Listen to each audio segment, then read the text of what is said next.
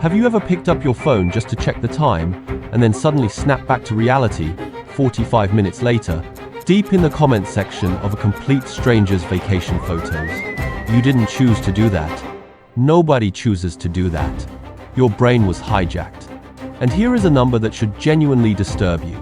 The average person touches their phone over 2,600 times a day. But why? It's not because we're social creatures hungry for connection.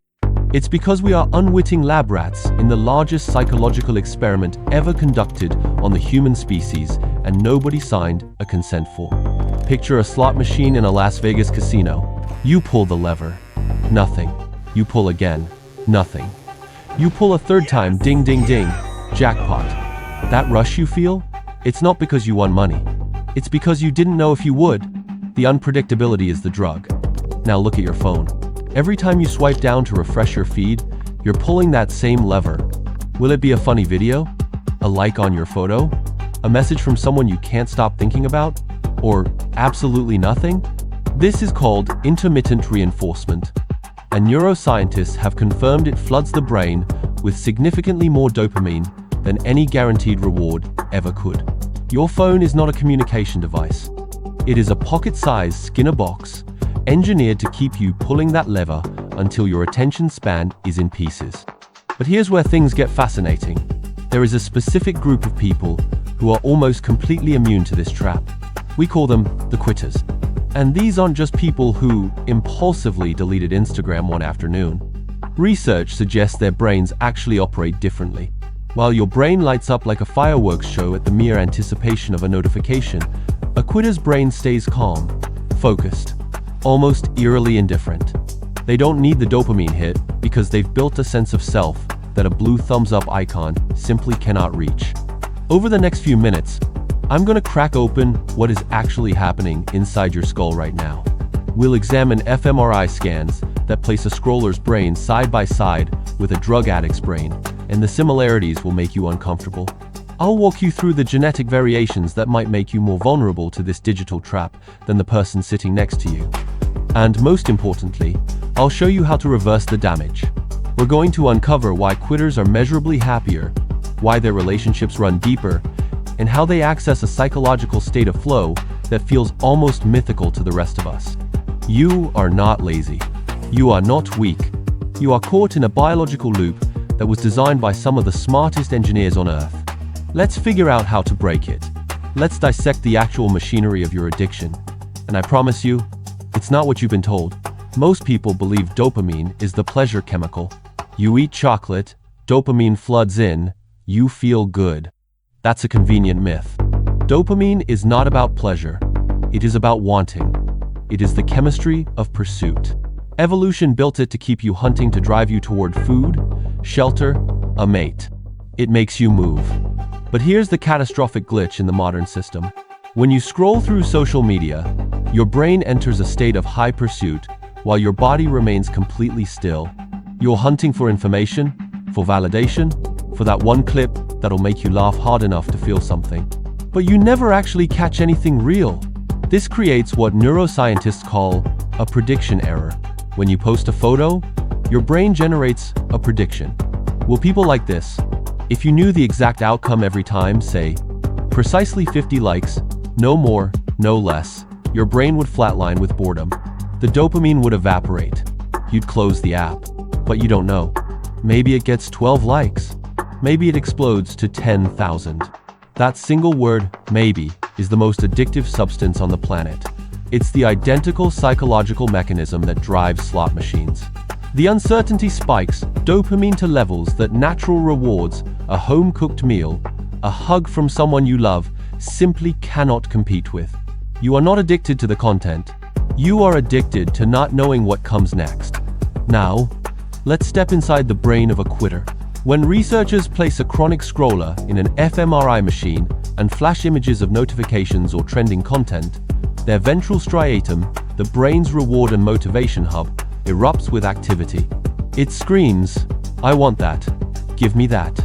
But when those identical images are shown to someone who has successfully walked away from social media, or someone who never got pulled in to begin with, their ventral striatum is quiet, almost silent. And here's the critical distinction. It's not that they're white-knuckling through the urge. The urge simply doesn't exist. Why? The answer lies in what researchers call Vicarious Reward Susceptibility. Chronic scrollers have trained their brains to accept a substitute for lived experience. When you watch a travel vlogger wandering through the streets of Tokyo, your mirror neurons fire. A part of your brain genuinely believes you are in Tokyo. You get a cheap, watered-down hit of satisfaction without ever standing up from the couch. It's a vicarious reward, real enough to register, hollow enough to leave you empty. Quitters, by contrast, have a dramatically lower susceptibility to this phantom pleasure. Their brains demand direct, first-person experience to release the reward chemicals. Watching someone else's life unfold on a screen does nothing for them. They have to live it themselves to feel anything at all. And there's a genetic layer we can't ignore. Research points to variations in dopamine receptor density, specifically the D2 receptor, as a predictor for how easily someone gets hooked. Some people are born with fewer of these receptors, meaning they require more stimulation just to feel baseline normal. These individuals are the algorithm's ideal prey. They're swimming against a biological current. But here's the hope. Neuroplasticity is real, and it's powerful. Quitters are not all genetic unicorns. Many of them were once just as hooked as you are. They rewired their own circuitry. They shifted their dopamine source from chance to effort. Think about the difference between gambling and building a table with your hands. In gambling, the reward is instant, random, and completely disconnected from anything you did. You pull a lever, you win or you don't. In building a table, the reward is delayed and directly proportional to the work you put in. You measure, you sand, you varnish, and then you see the finished product. And it's yours. Quitters have fundamentally rerouted their neural pathways to favor effort-based rewards. The slot machine bores them because they have zero control over the outcome. What they crave instead is the flow state, a neurological condition where the brain becomes fully absorbed in a task that's challenging but achievable. In flow, something remarkable happens. The prefrontal cortex, that inner critic that obsesses over what others think of you, actually goes offline. Your sense of self dissolves, and you become the action itself. Scrollers almost never reach flow because they're interrupted every 6 seconds. Quitters practically live there. And this leads to what might be the most important difference of all, the stability of the self-concept. A scroller's identity is fluid and fragile. It rises and crashes with the engagement metrics of their latest post. They've outsourced their self-worth to the crowd. When the crowd goes quiet, they feel like they've stopped existing. A quitter carries a stable, internally anchored self-concept. They know who they are, whether anyone is watching or not. This is why they can sit alone in a silent room and feel perfectly at peace. They are not waiting for the world to confirm that they matter. But don't relax yet, because the damage reaches far deeper than wasted hours. We need to talk about what this relentless scrolling is doing to your capacity for genuine empathy, your ability to truly feel for the real human beings standing right in front of you. You might believe you're connecting with people online, but your brain knows the difference. And the price of this counterfeit connection is more frightening than you think. We need to talk about empathy redirection, and this is the quitter's secret weapon. Every time you scroll, you are spending real emotional currency on people who have no idea you exist. You feel a stab of jealousy over an influencer's villa in Bali, a surge of rage at a political post you didn't ask to see, a pang of sadness over a stranger's loss. That is real emotional energy leaving your body, and you get absolutely nothing back. It's a one-way transaction. Psychologists call this a parasocial relationship, a bond that feels mutual but isn't. It tricks your brain into believing you have a vast social network, thousands of people who care about you, while quietly leaving you more isolated than you've ever been.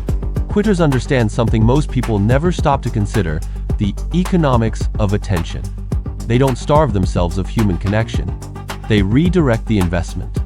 Instead of scattering thin drops of empathy across 500 digital acquaintances, they pour it concentrated and undiluted into 5 real relationships. This is what researchers call reciprocal engagement.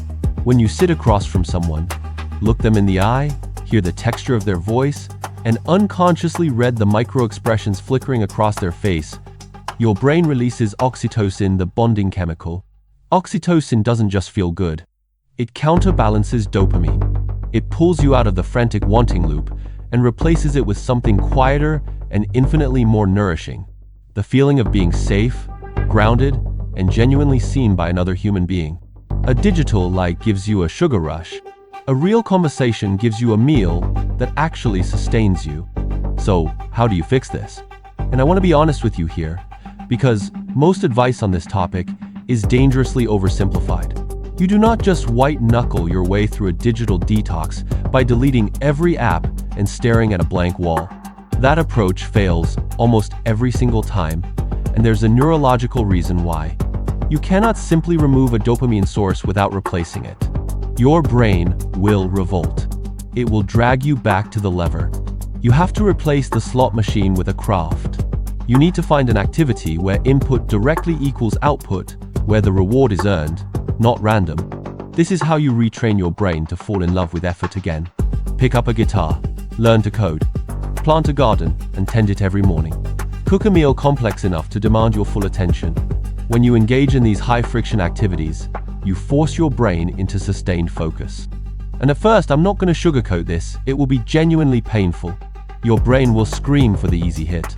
It will manufacture every excuse imaginable to reach for the phone. It will feel exactly like withdrawal, because that is precisely what it is. But if you push through that initial wall of restless, crawling boredom, something shifts. You enter the flow state. And in flow, time bends. An hour feels like 10 minutes. The relentless, self-critical voice in your head, the one that narrates your insecurities, the one that wonders what your ex is posting, goes completely silent. You are not performing for anyone. You are not consuming anyone else's highlight reel. You are just doing. And this, right here, is where happiness actually lives. It has never lived in the passive consumption of other people's lives. It lives in the active creation of your own. The quitter is not missing out on the world. They are the only ones who are actually in it. They've traded the anxiety of the unknown refresh for the deep satisfaction of something built with their own hands. They've traded the slot machine for the canvas. You have a choice right now, a real one. You can close this video and immediately scroll down to whatever the algorithm has lined up for you next. You can pull the lever one more time and hope for a win. Or you can put the phone down. You can sit with the silence and let it be uncomfortable for a while. You can begin the slow, deliberate work of reclaiming your own neural architecture. The world, the real, physical, textured, breathing world, is waiting for you to come back to it. And don't click away just yet. There is one more layer to this trap that almost nobody is willing to talk about. It's the fear of boredom. The next time we meet, I'm going to reveal why boredom is the single most dangerous state for the modern brain, and why your nervous system is terrified of being left alone with its own thoughts. You need to understand this before you make another decision about how you spend your attention. Hit subscribe so you don't miss what comes next. I'll see you there.